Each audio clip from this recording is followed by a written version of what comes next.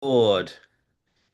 Right, guys, welcome. What I thought we're going to do, we're going to go through a bit of obviously what's happening, and then I thought, as a bit of an interesting one. We'll do some marking up. There's obviously a few things which I don't do anymore because obviously I did do them by eye, and actually I had a real look at it this weekend, and it'll be good for everyone to practice, obviously, marking everything up, especially doing it nighttime because obviously you can then capitalize on it in the morning. As always, I've made you guys a PDF.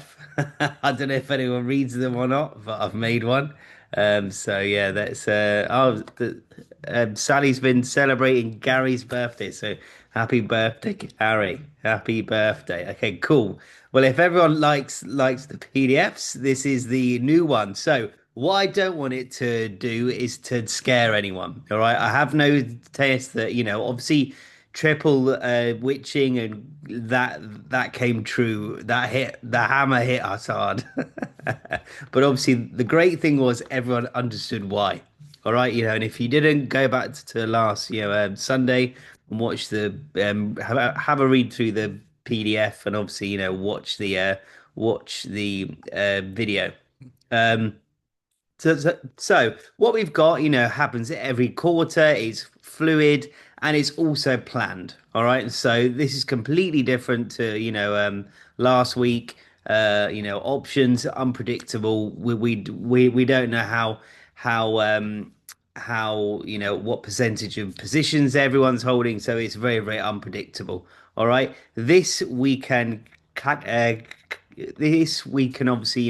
preempt, understand there is times, and it's just basically rebalancing of portfolios, which is how hedge funds address every quarter. All right. And obviously we want to be on the right side of them, understand obviously how, why, where, what they do. So obviously, naturally, that is one thing that we want to be able to capitalize on and will be able to capitalize on. There's going to be one pair that's going to be a bit tricky, and obviously I want to mark that one up today. So after we've been through everything, we're going to mark up USDJPY and we're going to mark up gold, all right, just to try and understand what's been happening. So last week, if we have a look on a weekly chart, we obviously had dollar absolutely flying. It crashed, right? And it didn't just crash early. It was the main crash was Thursday. All right. And everything at the moment is being controlled by yields, which are flying. All right. So they are absolutely flying right now. And obviously, the interesting what the thing was on Friday, dollar was a little bit exhausted. However, yields just kept on flying. So it's very, very interesting, and it's going to be interesting to see whether they can keep up this pace. All right. Especially if we look at what when they were last up here, so that was October 23. All right, so when were we last at this height here? So July last year. I am expecting potentially this level here for 4.6 maybe, but obviously this is one thing that we can't control. However, we do understand that big money is flowing into government bonds. All right, so that's about the only thing that we can, kind of tell, regards to what's happening. Stock market, this is a weekly chart here. So ever since, February, since this war broke out, naturally, this is what you would expect. All right, stocks to absolutely tank. Why? Because obviously all the big companies, what do they rely on?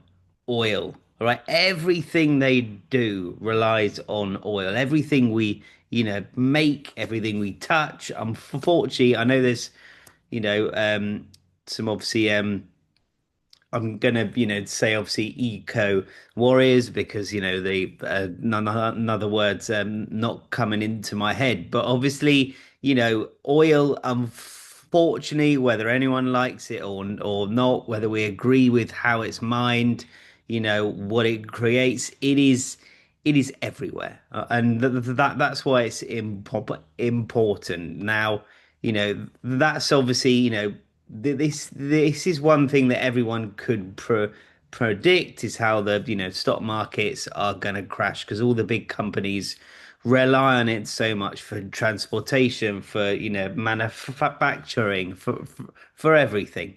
So that is obviously, yeah, one thing we can call. All right, yields potentially, dollar potentially, gold is one as well, which obviously we'll go through this, have a little, look about where it might be heading, why, and then obviously we can have see and obviously a look into that. So let's have a little look as to what's coming up this week, and then obviously we can try and build a bit of a picture. So not a lot happening. We obviously got GDP, which is out of our trading time, so that doesn't really matter.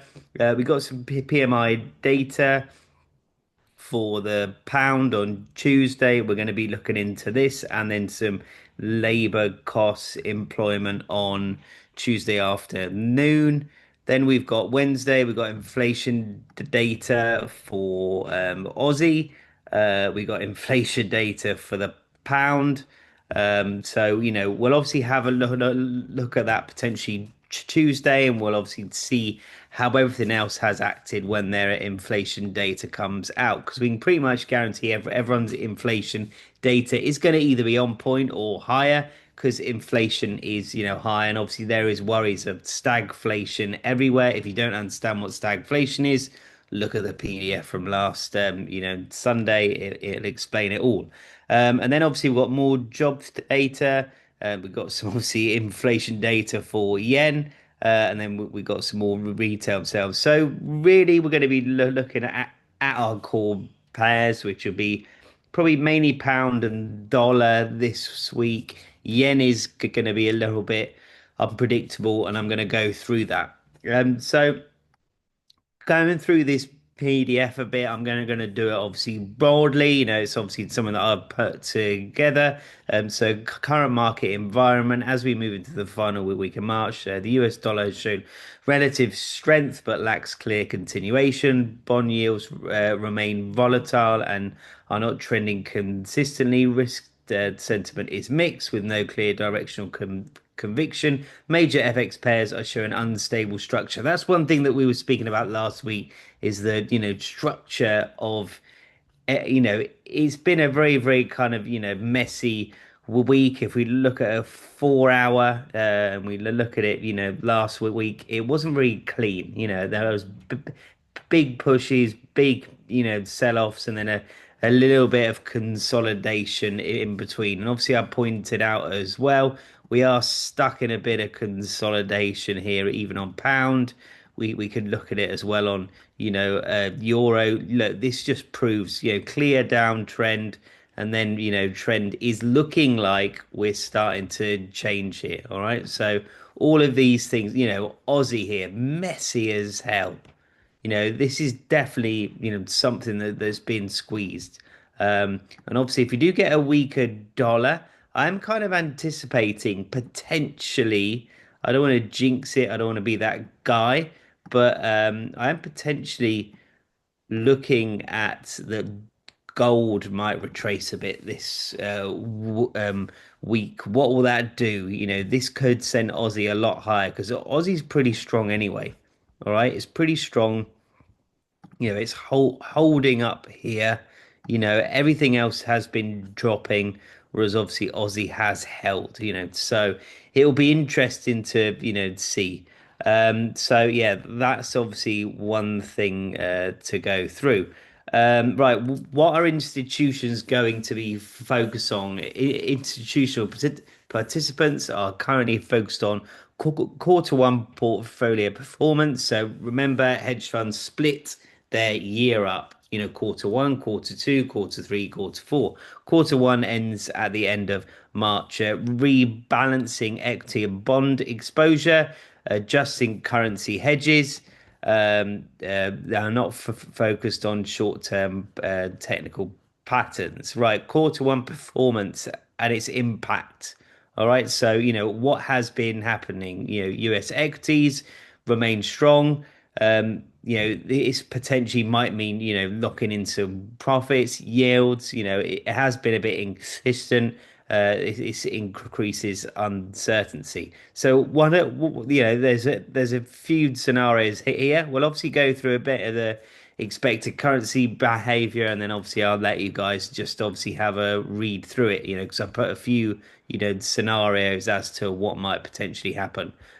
So you know, dollar potential for short-term weakness due to profit taking and reallocation. However, moves may not be sustained due to mixed macro signals. Yen is the interesting one. All right, yen is one that I am a little bit interested in. So highly sensitive to yield changes.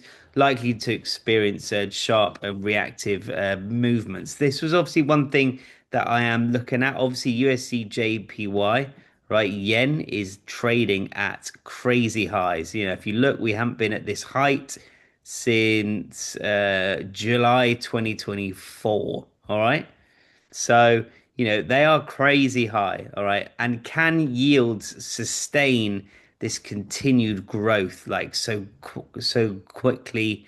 These, same thing, July 25, so I actually think we might see a little bit of a slowdown on yields this week, followed up by obviously yen potentially, strengthening slightly, might obviously end up, yeah, a little bit lower. But that's what I'm kind of looking at here. We've obviously made a new low technically, if we're looking at trend here, we can mark up our trend here. Nice continue. I mean, it's been a very steady trend until here we broke through. So what should happen? We should see something like this happen now, yeah? Lower, lower. All right. So we should see something like this happen now, yeah? All right, because trend has changed, right? But let's wait and see. We obviously want to, make sure that obviously we can, yeah, capitalize on this. So obviously that's one thing. But yeah, right there, there's, leave that obviously where it is. We've identified where, yields are. Can they continue? Dollar we've identified is starting to slow. All right, this is a major sell off here. So we obviously need to watch out. We did really, really well on this on Friday, and I do think there's room on pound and euro. So obviously we managed to capitalize on this position Friday. I do think there is potential for growth to the upside here, as we can clearly see. Trend has changed, especially on pound. It's quite clean. Euro's a bit messy, because euro's held stronger. All right, this level here. 100% held strong on Friday. So, let's wait and see, obviously, what happens here. So, gold, the big one. All right. If we put this on a, monthly, all right. Yes, at the moment it looks horrible. All right. It's the biggest monthly candle to the downside, probably in history. All right. And that's the crazy thing about it. In gold history, gold, how much it's traded has 100% increased. I mean, this was the biggest one before. And obviously, this is one thing to look out for here. All right. So the biggest one was about 4,000 pips. We are currently on more than that. So if we think right now we're over two times that. All right. But obviously we've got to appreciate as well the moves to the upside. There's a lot more excuse me. Lot more, money in the, markets, and we obviously need to be aware of this. All right. So do I think this can continue? Potentially not. All right. Looking at this on a monthly time frame here, these are obviously probably the three biggest candles in history, so obviously that's one thing that no one speaks about, all right, is how big these candles are. All right, and that's January, February, March. This just explains here how volatile gold is and why it's been so hard to trade. You obviously think gold is crazy. It is crazy. All right, look at this is the whole history of gold here. We have not had a candle anywhere close to these three candles here. They are massive, massive, massive candles. And so, what does this suggest? No one, knows really. Sorry. All we know is, we can obviously mark up potentially a couple of, levels here. All right. I'd probably mark up this monthly. I'm going to make it yellow. All right. And I probably would mark these lows here. I want to know where the year has potentially started. So something like this. Let's have a look. Maybe we round it up to 385, something like that. All right. And then we'll have a look at this here and round. Yes. Perfect. All right. I probably would have these two levels marked up here. Right. Weekly time frame here. Let's have a look. I'm pretty happy with this low here. As you can see, you might be able to add in an additional one here. All right. So let's change this color to a green because that's our weekly. All right. We will put weekly here. All right. And then let's clone it again and just to see what's going on here, whether we can add someone here. Is it worth it? I don't think it is, I don't think it is. But I think if this breaks, we've got to be looking at somewhere here. All right. Then we're going to have a look on the daily here, right? What has been happening? How is I mean, trend is pretty much tracking the 15, sorry, the 50 EMA. It's broken clean. This was obviously our big sell-off beginning of February.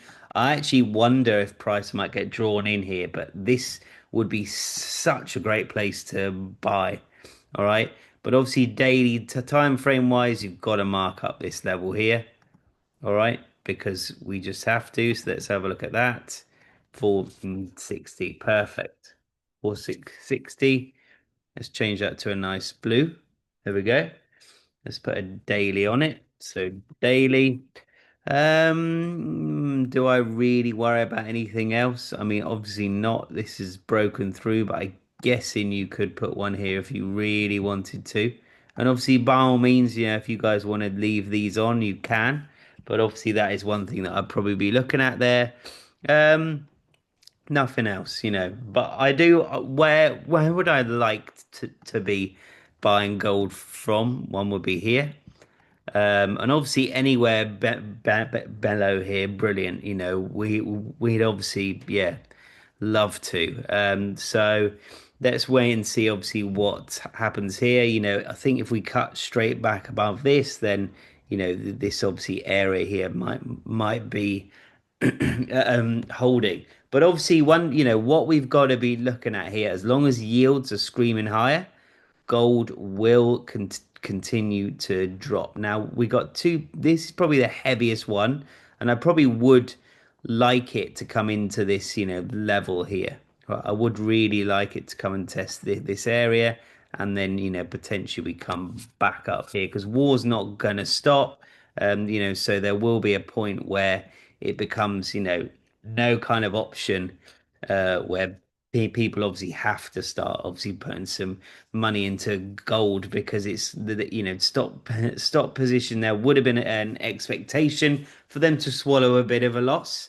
However, it's getting to that point now where they're going to have to offset some of their portfolios, and actually is now a good time for for funds to obviously start to offset a bit of their portfolio with gold. Do they see gold dropping, that much lower than what it has? Like we've already mentioned, monthly wise, this is pretty much a historical, last three candles. We've also got weekly, probably one of the biggest. Yeah, we obviously had a huge one January, huge one February, and obviously, we're on for this one here now.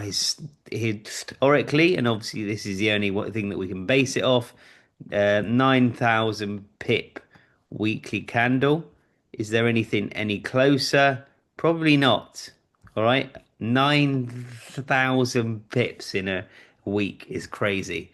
Now, if you worked this out, all right, it's still got a lot of room compared to obviously, last week. And then obviously we've got this one here. What's this one here? This is about 7,000. So, you know, that would take us around this area here. So, you know, there's still space, but obviously the worrying thing is how many, you know, sell orders there were. Like these are obviously, you know, very clear indecision candles. You know, both of them. This one popped up, come back down again. This one come down, pop back up again. Whereas this is a clean candle. You know, very, very clean. So it is worrying. I don't think anyone knows where gold actually is heading. However, I do think, yeah, you know, we've obviously just got to wait and see. But this is a heavy 4385 heavy layer of support here. You know, so obviously that's one that we're going to be looking at. All right, so that is how I would lay out gold. These are obviously the interesting kind of levels that we need to, you know, look at here.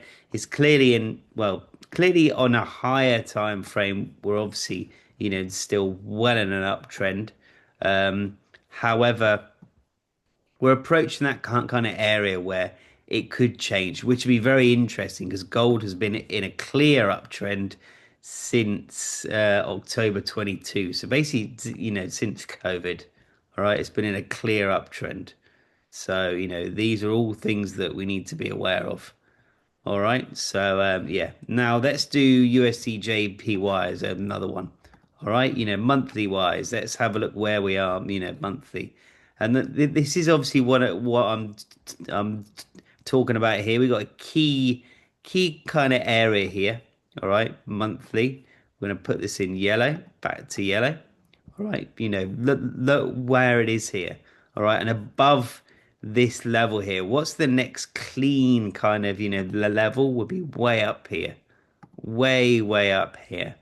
All right, so, you know, we're obviously then looking right, you know what, well, where's the next one? You could probably argue might be one here. And then we could probably go a little bit below just to mark up, so something like this, yeah? All right, these are obviously, you know, monthlies, very high time frames need to be aware. But we can see here yeah, as we start to go on a weekly, we're kind of stuck. 59 200 and if we call that 140 900, yeah. All right, we're stuck in between these two kind of levels here. We have been since middle of December. All right, you know, so we're not doing anything crazy. It's just obviously, you know, stuck on a higher time frame in between these levels here. Now, weekly wise, let's mark up this level here. All right, again, we'll change the color. What did I have? Weeklies. Was it green? Green. All right, so we're going to do it again. Weekly. All right. Let's have a little look here to see if there's anything. Nothing stands out. All right, nothing really stands out to me here.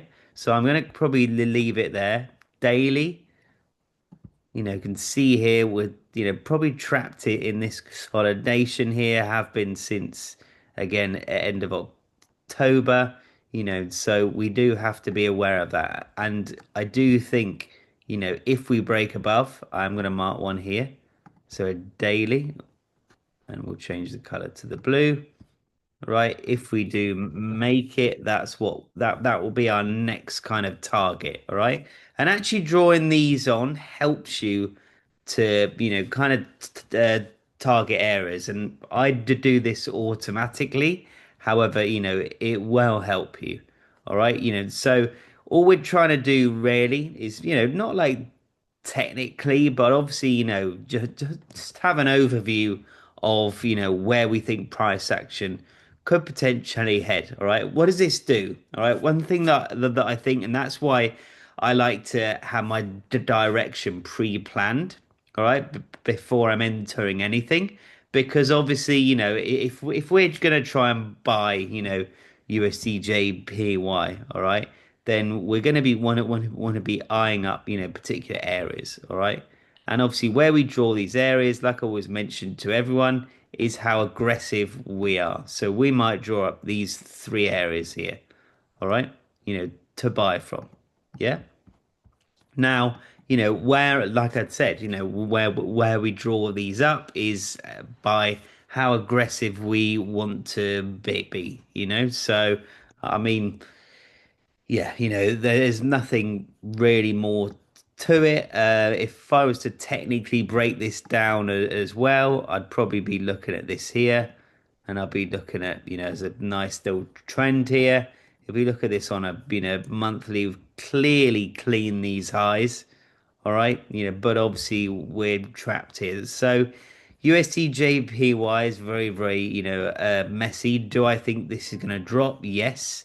But obviously, it is how and when it's going to actually, drop, But obviously we'll have our areas in, and obviously we'll be able to capitalize from these areas. Anything I might do is actually mark up this one here. So I might mark up this daily area here. And I think we could probably do it 450 potentially. Let's have a look at this. Yeah, something like that. All right. And then all this will do then is just obviously gives us, some kind of idea of obviously where will we heading. But if I had to hazard a guess, and obviously if we're looking at the dollar here, all right, dollar is looking very, very weak here. All right, so I do think, if we during Asia break below this 99,500, we're going to be coming into target this 90 nine here. You can see here cleanly. If I get my thing here, obviously nice uptrend, but obviously we've now made a lower high, lower low. Could this be a lower high to then form a new lower low? All right, there's plenty of room either way. Is there enough? We've got to look at the overall macro environment. Is there enough for this to push up higher? All right, and obviously that's what we've got to we've got to be aware of here. Yeah. All right. So that's obviously how I would mark things out. It really help you, in regards to obviously, understanding why price is reacting where and obviously how we can capitalize on it. Right. Does anyone have any questions? Any questions? Happy. Ben is hello from the sky above London in an airplane. Nice. Like this. I'd like that. Does anyone have any questions? Like I'd said, I'm very happy with this week. We've obviously got anything, don't obviously be scared about, money flows this week because everything is tracked, everything's accountable, everything we can, we can kind of pre-calculate. There's a few times which I've put out which we need to be aware of, 4 p.m. London. So yeah, let's wait and see. There's a few things on obviously how to approach it. One would be just reducing risk on yen because we might see some crazy moves on USDJPY. So yeah, but no, apart from that, I'm happy, I'm ready, I'm pumped.